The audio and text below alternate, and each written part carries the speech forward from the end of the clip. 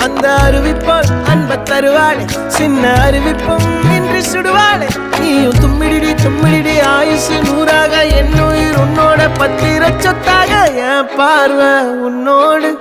உன் பொம்மை கண்ணோடு பேசாமல் விண்ணோடு